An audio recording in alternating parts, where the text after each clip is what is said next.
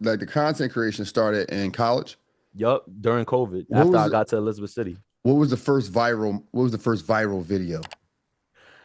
My first video went viral. Did it? my very first video. I got so when I transferred to Elizabeth City, I was just hooping with my brother the week before, and he wound up testing positive for COVID. Mm. So I get the call from my mom, and she's telling me I just moved in on campus. I'm getting ready. I'm trying to be outside and meet everybody. Be outside on the HBCU campus for real. And my mom called me and said, "Yeah, Jaden tested positive for COVID. You got to go in the quarantine. There's no rapid testing." So I went, got tested, and I had to wait them full 10 days for my results. I Damn. got bored that very first day of quarantine. Like they put me in a completely separate dorm on campus, and it's just me in there in this little apartment style room. Hmm. And I got bored, and I wound up making my first skit. It was based off of a trend that was going on at the time. People was making decisions or whatever. I had wound up taking that trend and putting real clips of me playing basketball within it. My phone died that night. Like after I posted the video, it hit over a mil that same night. I had no followers when I posted that video. I woke up the next day, plugged my phone in, and I was at about 20,000. And Oh, my comments was flooded with, "Yo, where's part two? Where's part two? We want another part of this video." Somebody went onto my Instagram and saw a couple of the videos of me dunking and said, "Yo, post these on TikTok. I promise you they will blow up. Like we gonna blow them up." It felt like a whole oh, so this community was one, around me. this one Like viral on Instagram. no, I went viral on TikTok first, Oh, okay, but the okay, got you. person had went to my Instagram from my TikTok. Ah, got you. And then Okay. he said, like, he came back to my TikTok comments. He was like, "Yo, like, if you post your dunks on TikTok, you probably like, we'll make sure you go viral." It felt like I had like a whole like gang of people around me, so I started incorporating more real life basketball within my skits, videos of me dunking, using them as intro clips, everything like that. And like I said, I walked into quarantine. I ain't have no followers, no social media ambitions or nothing. But by the time I walked out, 10 days later, we looking at 60,000 followers And and and you and said up millions from of there. views off rip.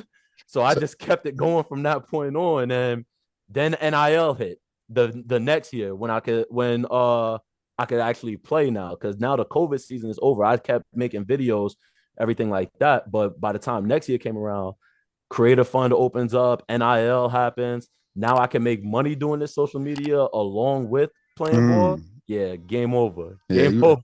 you rich as shit. I already know. That nah, not even. I ain't rich. I ain't rich. Nah, I'm messing with you, bro. I'm I messing ain't with you. rich. I'm messing with But you, brother. nah, by that next year, my brother was also on social media already too. He had already had like 100K on TikTok, Uh-huh. and he was just doing dumb stuff like just little skits, dances, whatever. But once they found out that we were brothers, we could hoop, we were gonna be at the same school. By that next year, I was at 400,000 followers on TikTok, and he was a little ahead of me at like a half mil. Right. And we had some big games on our schedule to start off. We had University of North Carolina, Chapel Hill, Uh-huh. and then we had also had NC State. And Uh-huh. I remember the before those first two games, they made like these social media, like the fan pages of UNC and NC State, they had already like labeled us as just TikTok hoopers. So they was like making posts and saying, "Oh, we getting ready to take on these TikTok hoopers that go to this small D2. We about to blow them out by 100."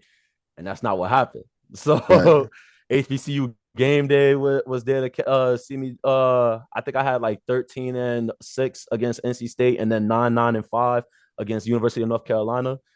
We lost both games, but we kept them pretty close. And this was the year that North Carolina was number one in the nation. Armando Mm. Baycott and all of them. Yep. So it was a big deal. And to see us on national TV, it only blew up the platform even more.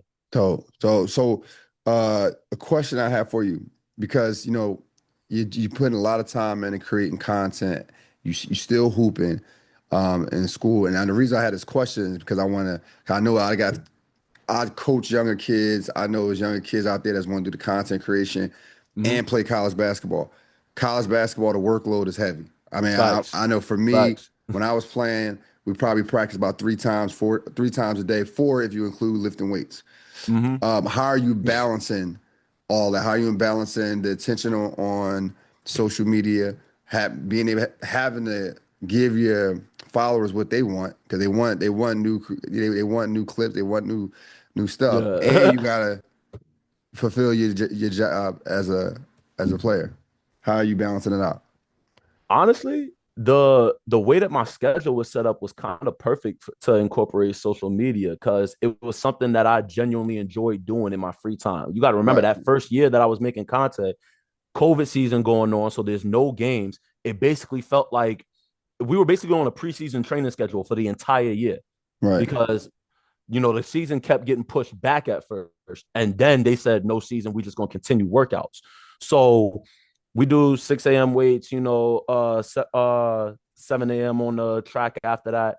8 a.m. we out for classes. I had hybrid courses. Mhm. So I was taking the time, but I was also an RA on campus during all of this. I got So you.